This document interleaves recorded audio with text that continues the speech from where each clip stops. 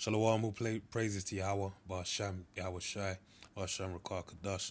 Double honors unto the apostles and elders, great millstone who rule well. And shalom to the hopeful elect. This is Paya Allah from the GMS London camp, coming at you with some prophecy and news.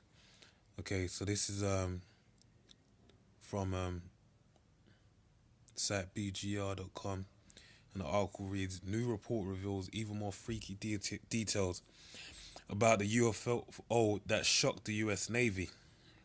Okay, so it says, UFO sightings are a dime a dozen these days and have been for a while. Okay, that's the curse that going forth as you read in Zechariah the 5th chapter, that goeth into the house of the thief. But back in December, the New York Times released the results of an investigation into the US military's monitoring of the UFO claims and came up with something totally wild. It was a video released by the Pentagon that shows US Navy pilots tracking the movements of a totally unexplainable aircraft. Now a local news team from Las Vegas has obtained a military report that offers even more details on the sighting, and the story is somehow becoming even more bizarre than it already was. The report explains in great details how a U.S. Navy aircraft carrier played a strange game of hide and seek with multiple anomalous aerial vehicles (AAVs) that demonstrated flight characteristics that should be downright impossible to pull off. The sightings began on November 10th, 2004, and lasted for several days. The objects would appear on the carrier's radar systems for short periods, seeming to hover still, and then fly off at high speeds. Confused by exactly what was going on, the crew decided to investigate. When the object appeared again a few days later, a pair of F-A F forward slash A dash 18 FS was directed to check out the strange signals. The result is famous video showing a tic tac shaped UFO cruising along an incredibly high speeds and making rapid changes in altitude. In the new report, the object is described as a solid white, smooth, with no edges, and being uniformly colored with no nacelles, pylons, or wings. The report says the object was estimated to be about 46 feet long. But the fighters, the aircraft fighters that were trailing it measured about 56 feet in length, meaning that whatever it was that the Navy spotted could feasibly hold one or more human-sized individuals. And they describe, I don't know about the just because they said about one human-sized person inside of it. In Isaiah the 6th chapter, it speaks about the shuttle ships, which are known as seraphims, okay, with the 6 wings. I don't know the interiors of no chariot of Israel. That's something, Lord knows what I'm saying. They do have shuttle ships that the angels use to fly in, and you got the big father ships that they all the heavenly hosts use as well. All right. The pilot said they never felt as though the object was a threat, but the report notes that the AAV seemed to react to the presence of the jets, demonstrating an advanced acceleration, aerodynamic, and propulsion capability.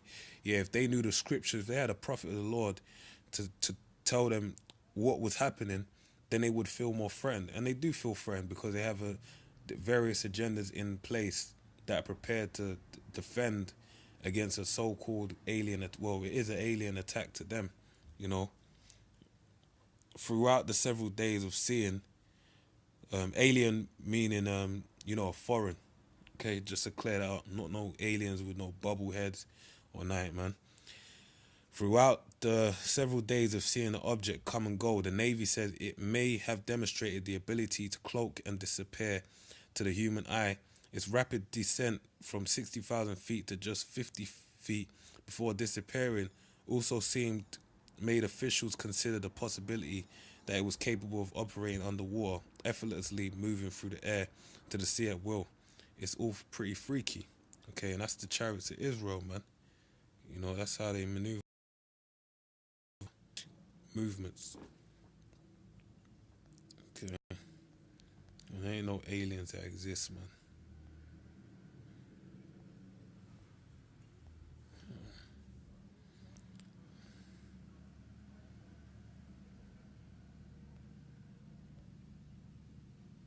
So you know what? I'm gonna play this quickly.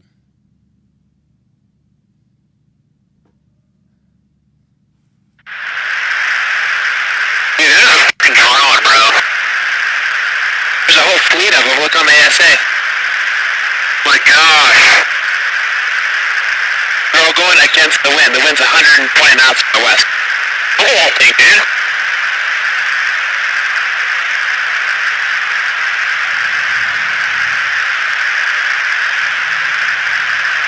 That's not our LNS though, is it? It's not. That is an LNS, man. Well, if there's a... Look at that thing. It's rotating. Okay. So I'm gonna hit a few scriptures. This is the reason why the Lord has these chariots, which they call UFOs, out here, man. Out here.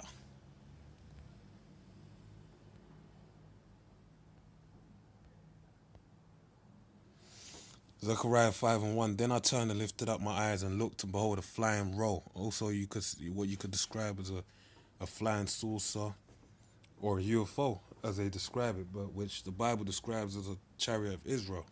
Okay. It reads on. It says, and he said unto me, what seest thou? And I answered, I see a flying roll. The length thereof is 20 cubits, and the breadth thereof is 10 cubits. And he said, then said he unto me, this is the curse that goeth forth over the face of the whole earth. For everyone that stealeth shall be cut off as on this side according to it, and everyone that sweareth shall be cut off as on that side according to it. Okay, so it says this is a curse that goeth forth. So this is a curse that's going forth over the earth right now. It's a curse unto who? The children of Esau, man, the so-called white man, who's the Edomites of the Bible. It's a curse unto them, but really a blessing unto the elect of the nation of Israel, because it's gonna come and save the elect from the destruction to come, right? When America's destroyed and all the death and destruction upon the earth. But then it's also gonna what's the word? It's also gonna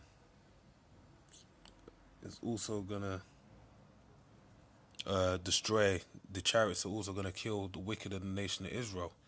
Reading on, then said he unto me, verse 4, I will bring it forth, said the Lord, saith the Lord of hosts, and it shall enter into the house of the thief, and into the house of him that sweareth falsely by my name, which is Esau. The house of the thief is a thief. He stole the land of the Native American Indians, all the northern kingdom, stole their land, starting with Gad and Reuben. But also, he stole the children of Judah, Benjamin and Levi, from the west coast of Africa, and also took some of the northern kingdom over into the old world, from the new world into the old world. Okay, and swear falsely by my name. He swears falsely by the name of the Heavenly Father, and it shall remain in the midst of his house, and shall consume it with the timber thereof and the stones thereof. That's why they keep seeing these chariots in their land, man. Okay. So hitting another point. Just go straight to the point. Revelations 1:7. Behold, he cometh with clouds, and every eye shall see him, and they also which pierced him, and all the kindreds of the earth shall wail because of him, even so, amen. So basically, that's talking about the Lord, Yahweh Shai, is going to come back with all the chariots of Israel, a heavenly host, a great heavenly host, and every eye is going to see him. And even those which pierced him, which shows there's a thing known as reincarnation. Because those two Roman centurions, they ain't chilling somewhere down in Rome or down in Jerusalem waiting for the Lord to come back to destroy them. They're being reincarnated to be placed upon that land, to be that judgment to be carried out. And all the kindred of the earth shall wail because of him, even so, amen. So all the kindreds, all the people on this earth are gonna well because of him, because he's gonna come take his power and implement his kingdom upon the earth. Okay.